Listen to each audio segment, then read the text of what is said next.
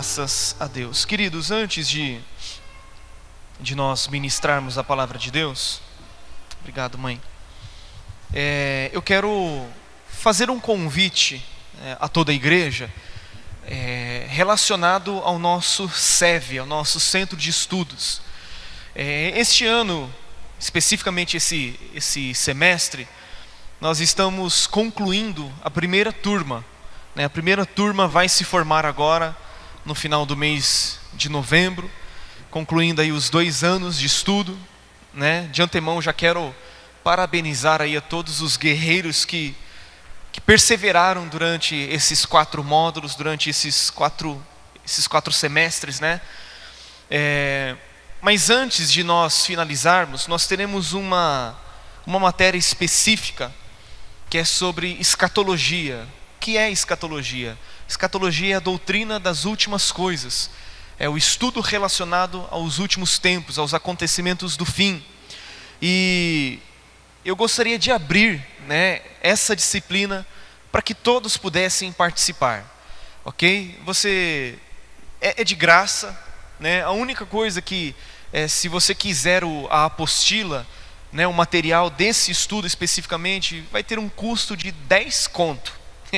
10 pila, baratinho, tá? E quando que vai começar? Sem ser nesta quarta-feira agora, na outra quarta-feira, no dia 31 de outubro. Nós teremos 4 semanas de estudo. É pouco tempo em se tratando de escatologia, mas nós vamos, com a graça de Deus, poder ministrar os assuntos principais e essenciais relacionados a essa matéria.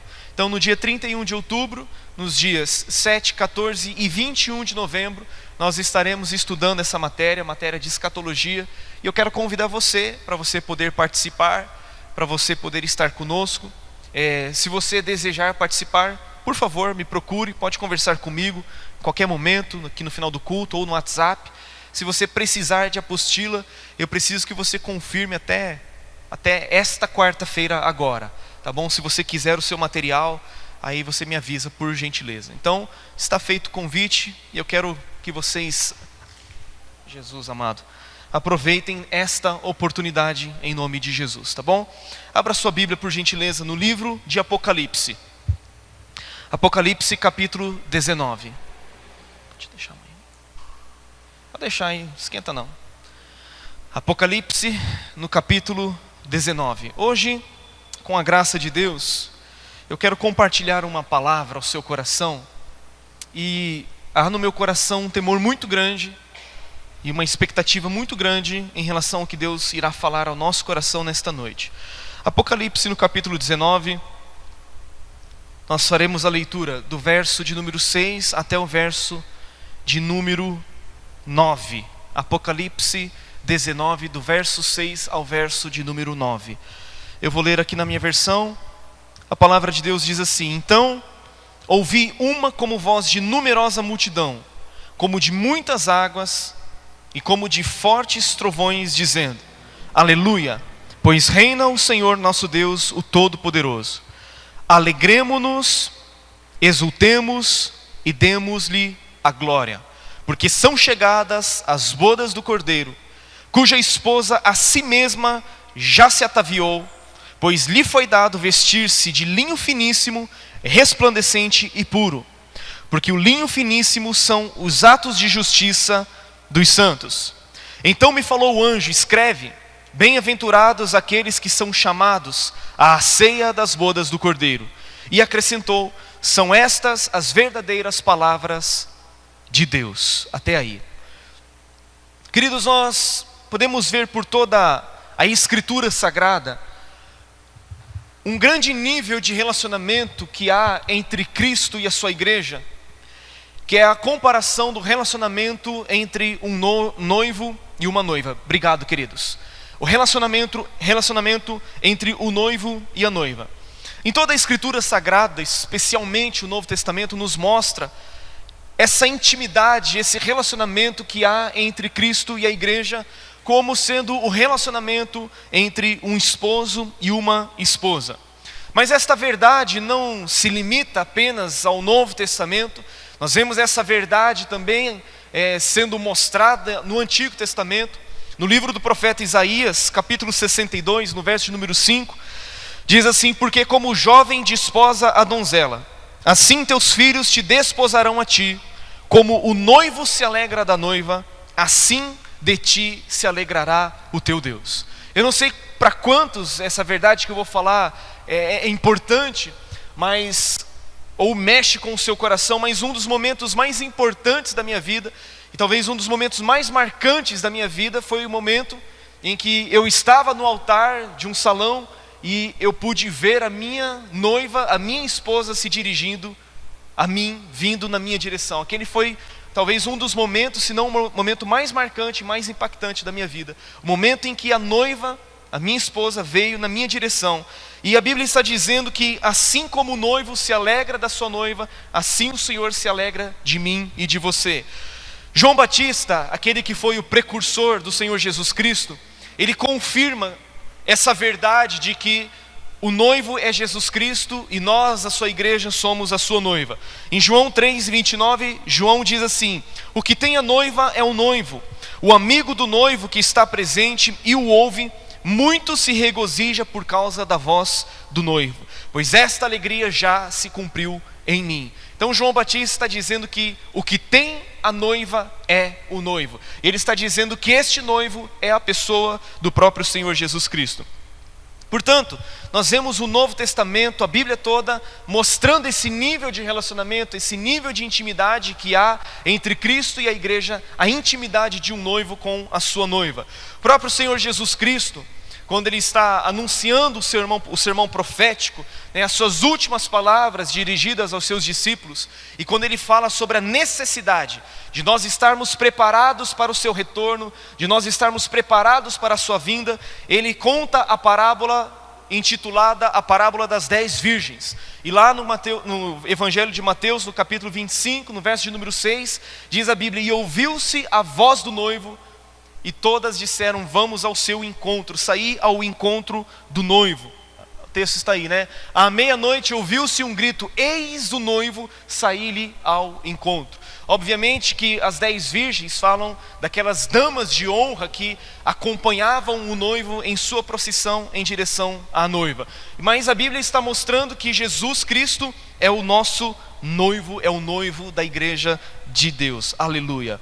Ainda a título, a guisa de introdução, o próprio Senhor Jesus Cristo fala a respeito de um acontecimento que está reservado no calendário de Deus, que é as bodas do Cordeiro. Esse texto que nós lemos de Apocalipse 19 fala deste momento, o momento em que será celebrada uma festa, uma grande festa, que é chamada de as bodas do Cordeiro. Esse momento está reservado para a consumação dos séculos. Este momento está sendo preparado a todos nós que subiremos e estaremos com o Senhor para todo sempre, e dali em diante nós experimentaremos a bem-aventurança eterna. Mas o próprio Jesus, falando a respeito dessas bodas, lá em Mateus 22:2, ele diz: o reino dos céus é semelhante a um rei que celebrou as bodas de seu filho. Portanto, nós vemos esse acontecimento, essa grande festa que está agendada, está marcada no calendário de Deus. E nós com certeza estaremos lá, e será um dia de grande celebração, de grande festa, e nós desfrutaremos da presença do Senhor.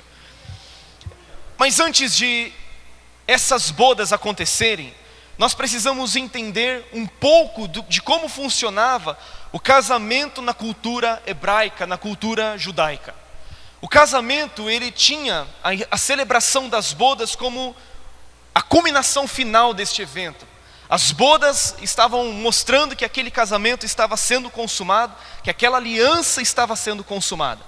Mas antes de as bodas necessariamente acontecerem, havia algumas outras etapas antes delas acontecerem de fato. E o primeiro evento, a primeira coisa que acontecia, era o compromisso entre as duas partes. Era o compromisso entre o noivo e a noiva.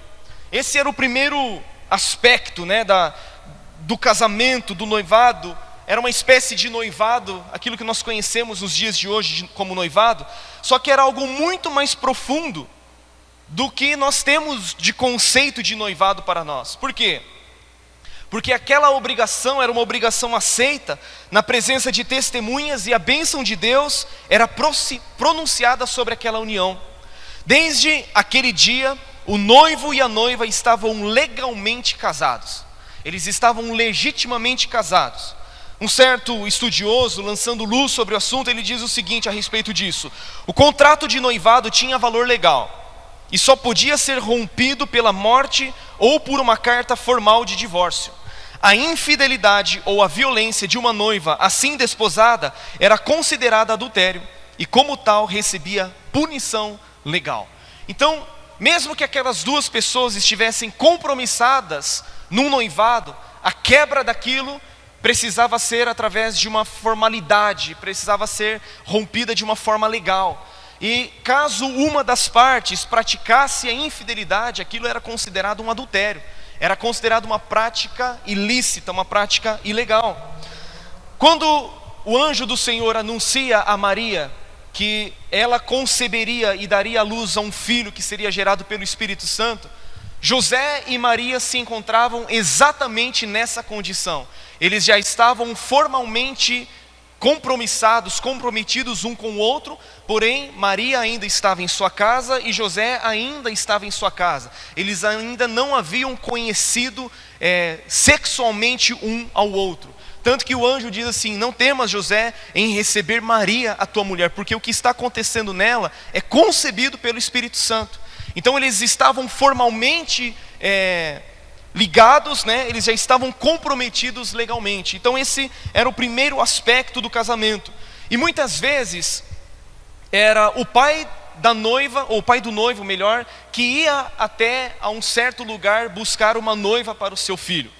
Nós vemos um exemplo disso, por exemplo, quando Abraão manda um dos seus principais servos, a sua parentela, para que lá ele pudesse trazer uma esposa para o seu filho Isaque. E de lá, da sua parentela, ele traz a Rebeca, e aí então eles assumem aquele compromisso, eles entram então numa aliança matrimonial. Então muitas vezes era o pai do noivo que comprometia o seu filho a uma noiva, sendo ele o responsável em encontrá-la. Foi assim conosco, foi assim com a igreja. Não fomos nós que escolhemos a Jesus, mas foi Ele que nos escolheu. Não fomos nós que fomos atrás do nosso noivo, mas Deus nos amou de tal maneira e nos deu o seu Filho unigênito para que nele pudéssemos crer, a fim de termos a vida eterna. E quando foi que essa escolha de Cristo por nós aconteceu? Efésios 1:4 nos diz que Ele nos escolheu antes da fundação do mundo. Antes de todas as coisas terem sido criadas, antes dos céus terem sido feitos pela palavra de Deus, Deus já havia nos escolhido, e Ele nos escolheu antes da fundação do mundo para sermos a noiva do seu Filho, Jesus Cristo. Primeira epístola de Pedro, capítulo 1, verso 19 e 20, quando Pedro está dizendo que não foi por coisas corruptíveis, ou como prata ou ouro, que nós somos resgatados, ele diz: mas fomos resgatados pelo precioso sangue, como de cordeiro sem defeito e sem mácula, o sangue de Cristo. E ele diz: conhecido com efeito antes da fundação do mundo, porém manifestado no fim dos tempos por amor de vós. Então essa escolha, a escolha de uma noiva para o seu filho, ela não aconteceu no tempo, ela simplesmente aconteceu na eternidade. Antes de todas as coisas terem sido feitas, Cristo nos escolheu, Deus nos escolheu para sermos a sua noiva, a noiva do seu Filho, Jesus Cristo. Que tremendo isso! Em Efésios no capítulo 5, é o texto clássico falando de como o marido deve amar a sua esposa. E Paulo diz que o marido deve amar a esposa assim como Cristo amou a igreja. E Paulo diz em Efésios 5:25, maridos, amai vossa mulher, como também Cristo amou a igreja e a si mesmo se entregou por ela, para que a santificasse, tendo-a purificado por meio da lavagem de água pela palavra. Vejamos algumas características deste amor. Este amor incondicional, sacrificial, santificador, salvador, altruísta, abnegado e perseverante. Essas são as características deste amor eterno pelo qual fomos amados por Cristo Jesus, pelo noivo da igreja. Mas após esse compromisso legal, formal que havia entre o homem e a mulher, havia um intervalo. É o segundo ponto. Havia um intervalo. Depois de comprometido um com o outro, o noivo retornava para a sua casa e a noiva também retornava para a sua casa. E havia ali aproximadamente 12 meses de separação entre um e outro, até que eles finalmente pudessem estar juntos e até que a morte os separasse na cultura hebraica, né? Nós estaremos para sempre com o Senhor. Nesse intervalo, havia o pagamento de dote. O noivo tinha a responsabilidade de pagar um dote ao pai da noiva. E isso também aconteceu quando Abraão mandou o seu servo buscar a Rebeca para que ela fosse esposa de Isaque, o seu filho. O servo de Abraão deixou lá joias, pedras preciosas, ouro, prata e tantas outras coisas de grandíssimo valor para que Rebeca pudesse se tornar a esposa do seu filho Isaque. Quando o rapaz não tinha boas condições, muitas vezes ele pagava com o próprio trabalho. E nós vemos um exemplo também no Antigo Testamento, quando nós vemos Jacó pagando pela sua esposa Raquel, nada mais, nada menos do que 14 anos e uma semana. Então, queridos, pagar um dote aos pais da noiva era algo extremamente valoroso. Era algo que custava, era algo que tinha valor, era algo que tinha um preço altíssimo. E a Bíblia diz que nós fomos comprados pelo preço de sangue. O texto que nós lemos de 1 Pedro 1:20 diz que não foi por coisas corruptíveis, como prata, como ouro, que nós fomos resgatados do nosso fútil procedimento, o qual nos legaram os nossos pais, mas nós fomos resgatados pelo precioso sangue. Então, o que Jesus empenhou para que nós fôssemos comprados por Ele foi o seu próprio sangue. Foi o seu próprio sangue, a sua própria vida. Tanto que o texto que nós lemos inicialmente de Apocalipse 19, verso de número 7, acompanhe por gentileza, voltando agora ao texto. Apocalipse 19, 7 diz assim: alegremo-nos, exultemos e demos-lhe a glória, porque são chegadas as bodas do Cordeiro, cuja esposa a si mesma já se ataviou. Aí no verso de número 9, por gentileza. Então me falou o anjo, escreve, bem-aventurados aqueles que são chamados à ceia das bodas do Cordeiro. Jesus, por toda a eternidade, será lembrado pelo altíssimo preço que Ele pagou para que nós pudéssemos ter uma aliança perpétua com Ele. Por toda a eternidade, Jesus será lembrado como o Cordeiro de Deus que sacrificou-se a si mesmo, que entregou-se a si mesmo para que nós pudéssemos ter a nossa dívida paga e esse dote também pudesse ser pago. No capítulo 5 de Apocalipse, no verso de número 9, a Bíblia diz: e entoavam um novo cântico, dizendo: digno és de tomar o livro e de abrir os seus selos, porque foste morto e com seu sangue compraste os que procedem de toda tribo, língua, povo e nação, e para o nosso Deus os constituíste reino e sacerdotes. Por toda a eternidade, Jesus será lembrado, Ele será adorado pelos séculos dos séculos, pela obra que Ele fez por mim e por você, porque Ele é o noivo que empenhou o seu próprio sangue para que nós pudéssemos nos tornar a sua noiva. Aleluia.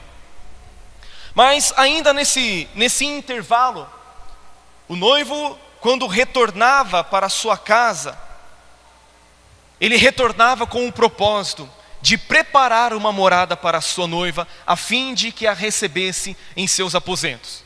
Em João no capítulo 14, no verso de número 1, a Bíblia diz, Jesus dizendo: não se turbe o vosso coração, credes em Deus, crede também em mim. E ele diz: na casa de meu pai há muitas moradas, se assim não fora, eu vou-lo teria dito. E ele diz: pois vou preparar-vos lugar.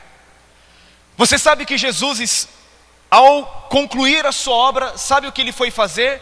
Ele foi nos preparar um lugar. Ele foi nos preparar uma morada para que nós possamos estar com Ele para todo sempre, por toda a eternidade. Verso de número 3 de João 14 diz: e quando eu for e vos preparar lugar, voltarei e vos receberei para mim mesmo, para que onde eu estou estejais vós também. Então Jesus, pagou o preço, já pagou o dote, Ele já preparou a morada eterna para que nós possamos estar juntamente com Ele. Mas ainda nesse intervalo, existe um aspecto muito importante, e esse aspecto diz respeito a mim e a você, que era a responsabilidade da noiva se preparar para a chegada do seu noivo. Então a noiva, durante esse intervalo de aproximadamente 12 meses, ela tinha que se preparar para encontrar-se com o seu noivo. E Apocalipse 19:7, novamente, o texto que nós lemos, no verso de número 7 diz assim: alegremo-nos, exultemos e demos-lhe a glória, porque são chegadas as bodas do Cordeiro. E João diz, cuja esposa a si mesma já se ataviou. Uma outra versão diz, e a noiva já se preparou. Isso nos mostra, querido, que antes que as bodas de fato aconteçam, antes que esse calendário que está marcado, esse acontecimento que está marcado no calendário de Deus aconteça, nós precisamos nos preparar para nos encontrarmos com o nosso noivo.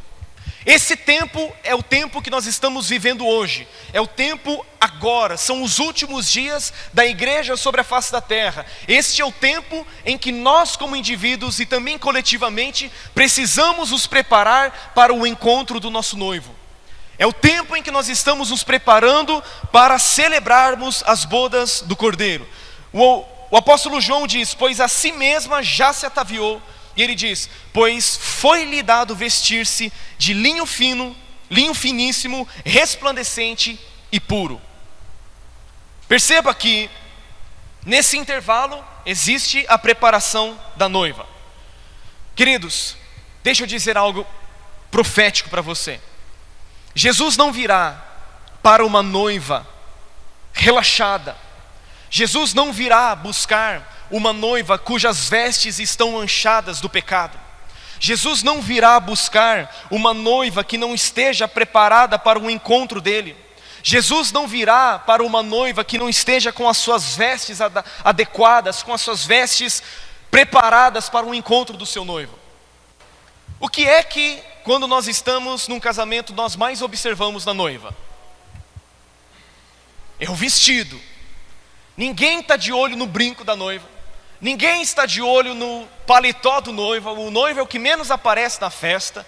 Mas todos estão olhando naquele momento para as vestes, para o vestido da noiva que está indo em direção ao seu noivo. E da mesma forma, o texto está dizendo que a esposa se ataviou. A Bíblia diz, foi-lhe dado um linho finíssimo, resplandecente e puro. Que coisa tremenda. O apóstolo Paulo, em 2 Coríntios, no capítulo 11, no verso de número 2, ele diz, porque zelo por vós com zelo de Deus, visto que vos tenho preparado para vos apresentar como virgem pura a um só esposo, que é Cristo. O apóstolo Paulo está se colocando aqui como que numa posição de pai daqueles irmãos de Corinto. Ele está dizendo, olha, assim como um pai prepara a sua noiva para o encontro do seu noivo, assim eu tenho trabalhado para que vocês estejam preparados, estejam prontos e serem apresentados como uma virgem pura a um só esposo, que é Cristo Jesus. Queridos, nós os pastores, nós que tanto trabalhamos e nos preocupamos com vocês, nós estamos fazendo tudo o que fazemos, assim como Paulo fazia com a igreja de Corinto.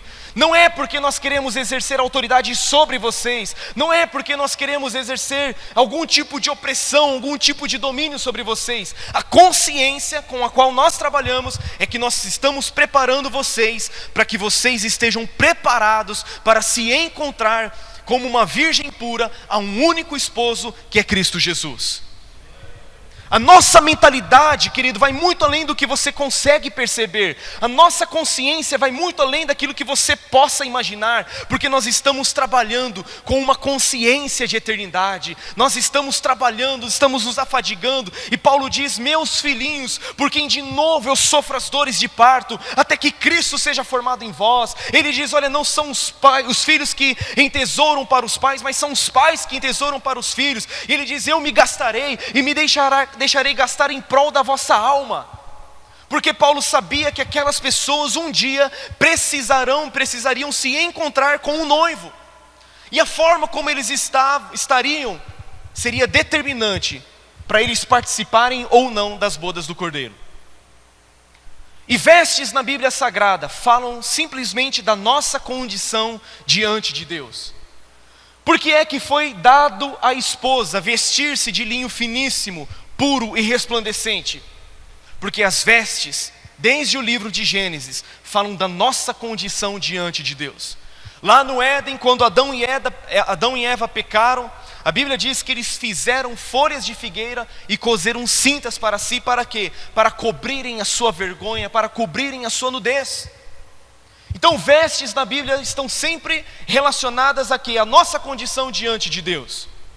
Em como nós estamos diante de Deus, se as vestes que estamos vestidos são sujas ou são limpas. Deus não aceitou que Adão e Eva se cobrissem, mas o próprio Deus preparou vestimentas para que eles fossem cobertos da sua vergonha.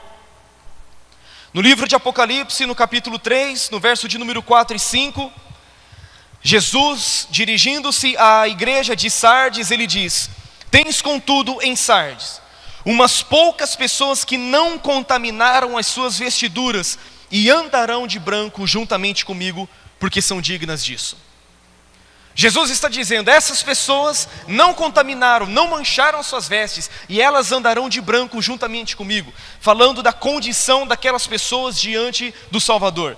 Depois ele diz, o vencedor será assim vestido de vestiduras brancas, e de modo nenhum apagarei o seu nome do livro da vida. Pelo contrário, confessarei o seu nome diante de meu Pai e diante de seus anjos. Portanto, a Bíblia está falando a respeito das nossas vestes. O texto está dizendo que a esposa recebeu vestes de linho finíssimo, resplandecente e puro. E isso tem a ver com a nossa santificação. Isso tem a ver com a nossa vida de santidade. Isso tem a ver com nós nos afastarmos do mundo, com nós nos afastarmos do pecado. Isso está relacionado a nós nos prepararmos para o encontro do nosso noivo e celebrarmos as bodas do Cordeiro. A igreja se santifica, mas essa santificação vem do Senhor.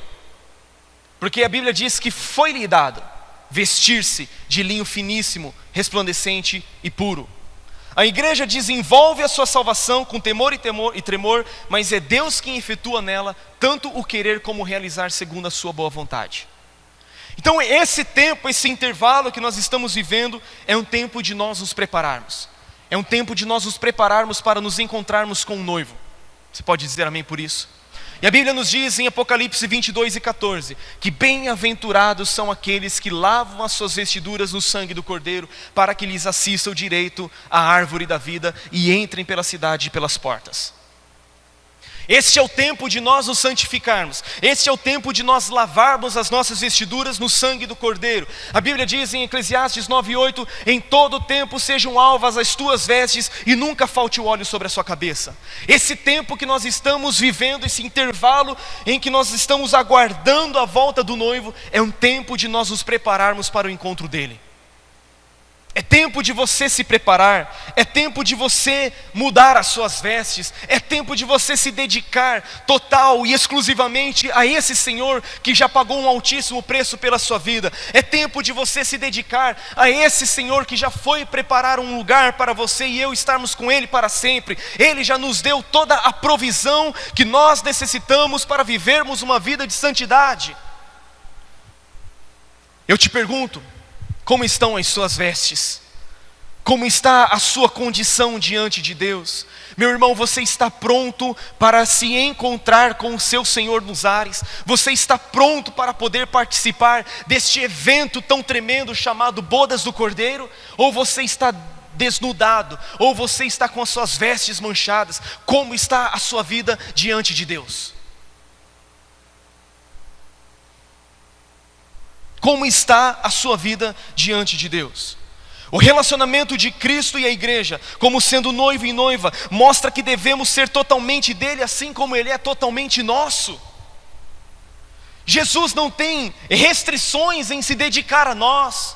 Ele pagou um altíssimo preço para que nós pudéssemos ter uma aliança com Ele, uma aliança baseada em fidelidade. E como está a nossa fidelidade e a nossa devoção a esse noivo?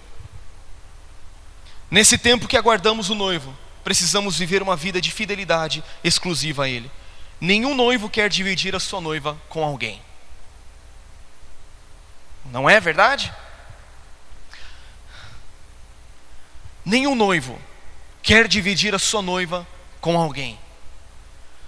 Nenhuma noiva vai dividir o seu noivo com alguém. Porque existe um compromisso.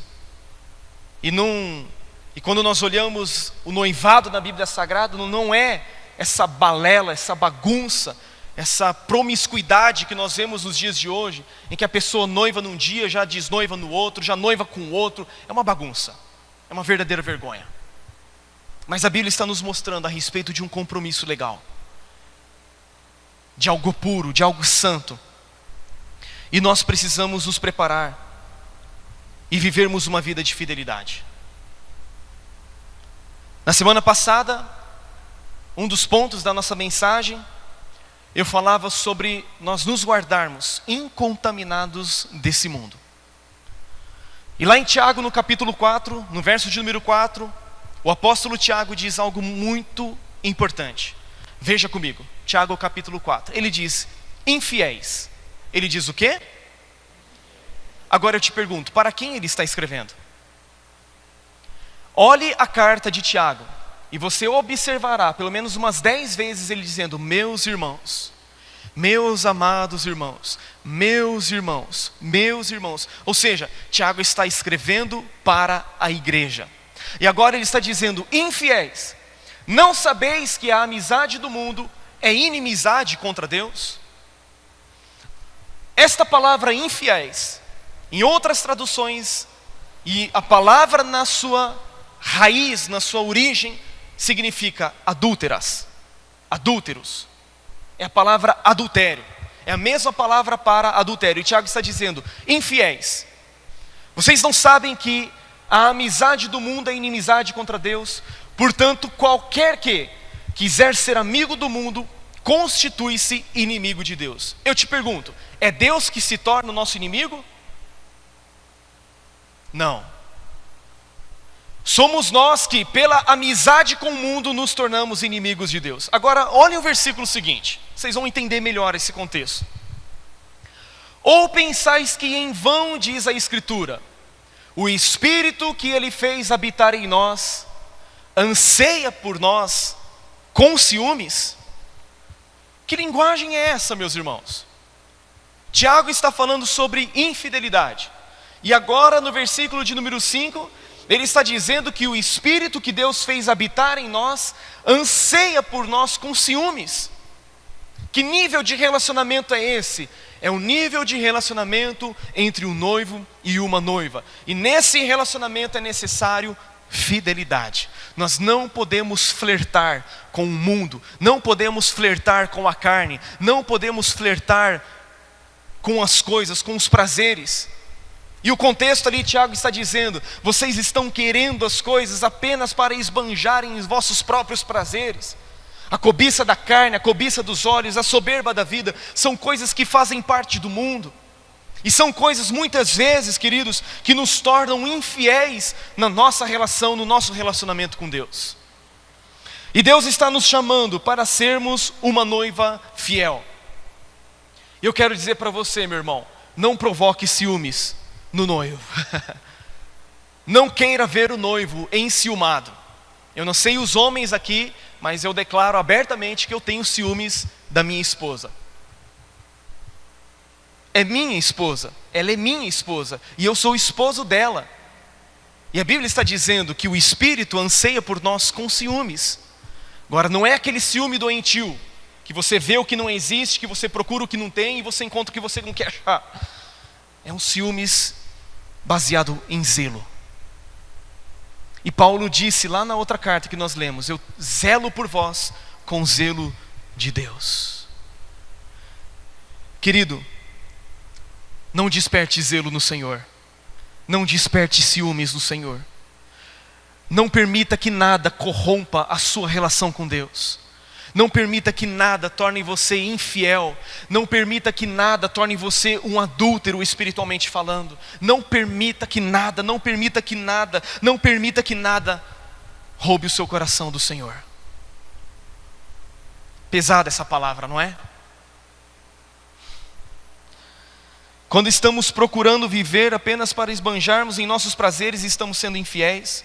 Quando você e eu trocamos o precioso pelo vil, quando nós tratamos as pérolas que o Senhor nos dá como o porco as trata, quando nós pisamos aquilo que é precioso, não despreze aquilo que é precioso. Quando nós chamamos o mal de bem e o bem de mal, quando chamamos o doce de amargo e o amargo de doce, quando você e eu chamamos a luz de trevas e as trevas de luz, quando nós começamos a inverter valores, quando nós começamos a achar tudo normal, quando nós começamos a achar que as coisas que estão acontecendo na nossa sociedade é tudo normal, homossexualismo é normal, adultério é normal, aborto é normal, quando nós achamos que essas coisas são normais, queridos, nós precisamos cuidar e abrir os nossos olhos.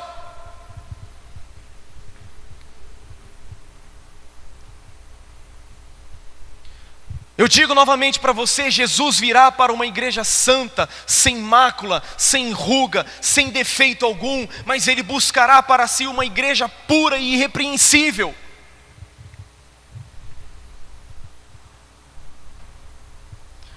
Como eu disse, todo noivo deseja da sua noiva exclusividade, de amor, de devoção, de entrega. Você aceitaria como noiva? Perguntando às mulheres. Você aceitaria como noiva um noivo que ama você intensamente, só que ele tem outras amigas a quem ele também ama, a quem ele também dedica do seu tempo? Você aceitaria, mulher? Não.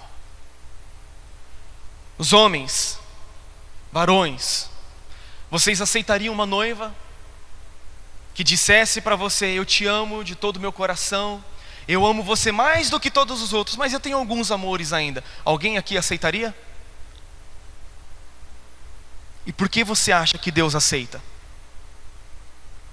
E por que nós achamos que Deus conhece meu coração? Que frase hipócrita, que frase herege, irmãos. Ele conhece o nosso coração corrupto, extremamente enganoso. Por isso que Ele disse: eu vou te dar um novo coração, porque o seu não presta, tem que ser jogado fora.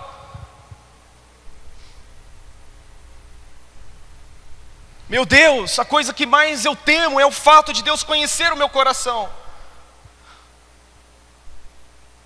Isso não deveria ser motivo de desculpa, deveria ser motivo de medo, porque Ele sabe cada pensamento que passa no meu coração, Ele sabe cada intenção que passa no meu coração, Ele sabe cada desejo ilícito, impuro e imoral que passa dentro do meu peito.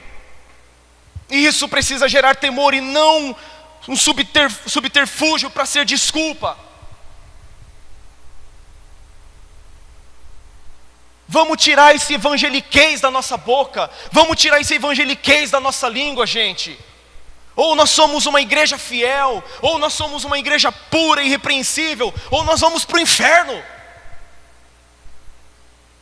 Porque tiraram o inferno das mensagens. Eu estou falando para vocês nesta noite como um pai que zela por vocês. Eu estou falando para vocês algo que muitos não têm coragem de falar, mas eu falo isso para você tremendo nas minhas pernas, com o meu coração muito cheio de temor, de ternura com vocês. O pecado é sério, o mundo é sério, o inferno é real.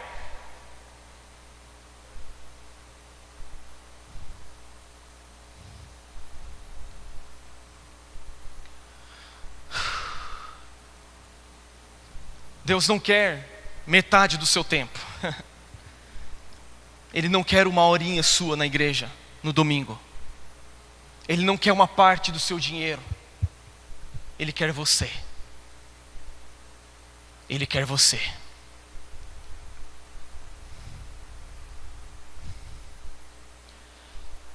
A mentalidade, a cultura atual, ela tem trazido tantos conceitos do inferno que os cristãos nem sequer percebem. Por exemplo, talvez a minha geração que se casou mais ou menos em 2010, talvez tenha sido uma das últimas que pôde experimentar a comunhão universal de bens. A sua também é, né, pastor? Por quê? Porque tudo que é meu é dela, tudo que é dela é meu. Tanto que nós temos uma única conta corrente. Tudo que é meu é dela, tudo que é dela é meu, querido. É junto e misturado. Só que a cultura da época disse assim: não, imagina, como que você vai ter uma conta corrente com seu esposo? Como que você vai dividir o seu dinheiro com seu esposo? Não, ele que tem os deles, as coisas dele, e você que tem as suas. Mentalidade do inferno. Porque o conceito de aliança não é você apenas desfrutar do prazer da sua esposa. Não é você desfrutar só daquele momento bom e agradável, não é? Mas em todo momento, tudo que é dela é seu, tudo que é seu é dela. Essa é a mentalidade bíblica. Aliança, tudo em comum, uma só carne.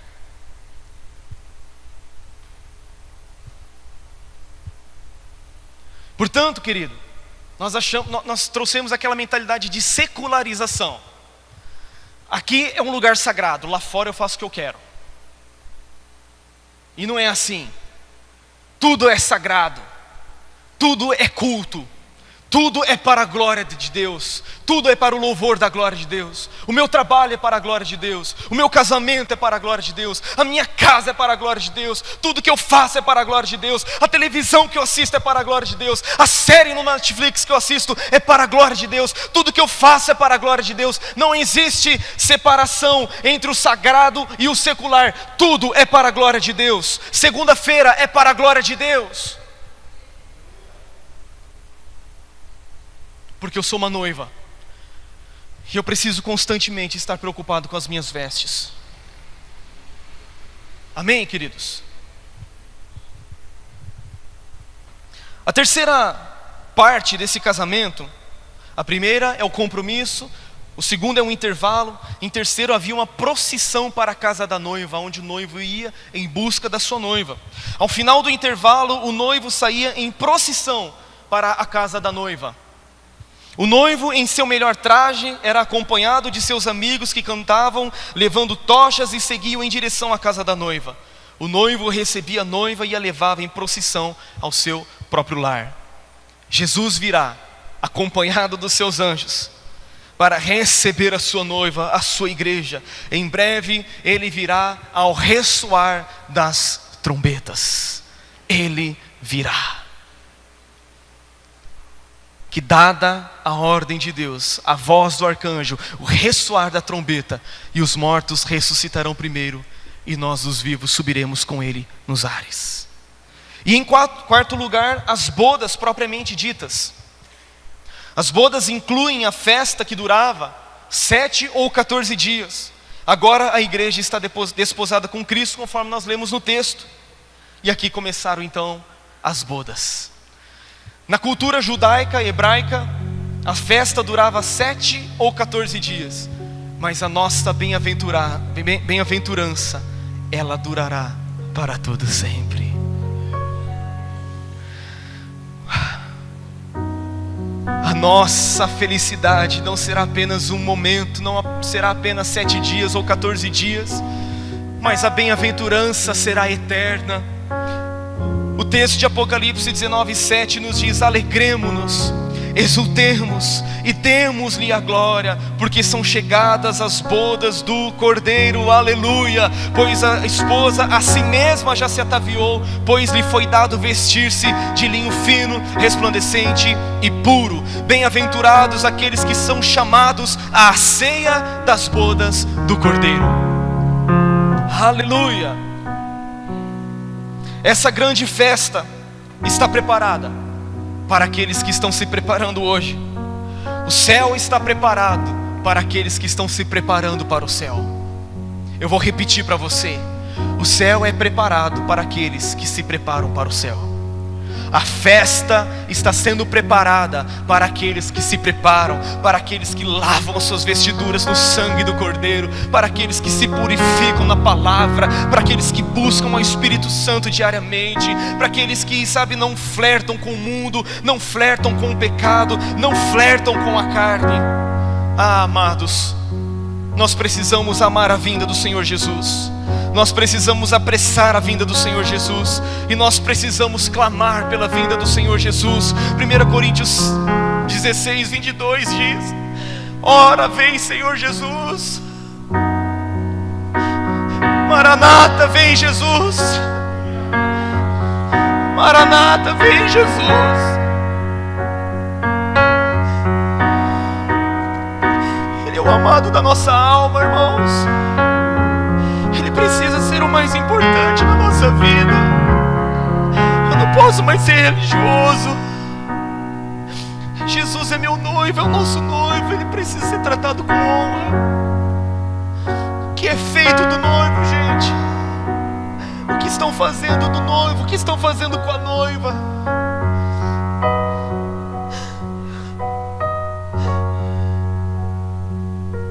Apocalipse 22 e 17 diz: o Espírito e a noiva dizem: vem.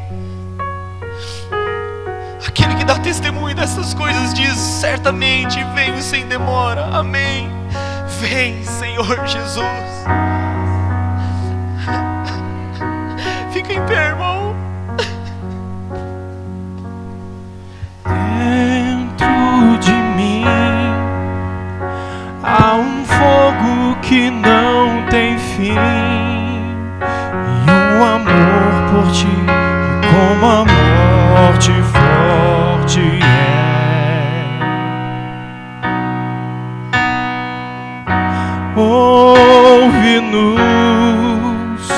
Ouve o nosso anseio, ó Deus. Queremos junto a ti estar, ó Senhor.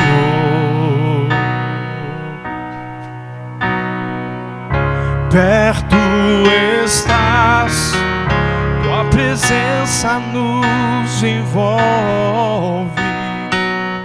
Queremos tua face ver, ó, vem nos buscar.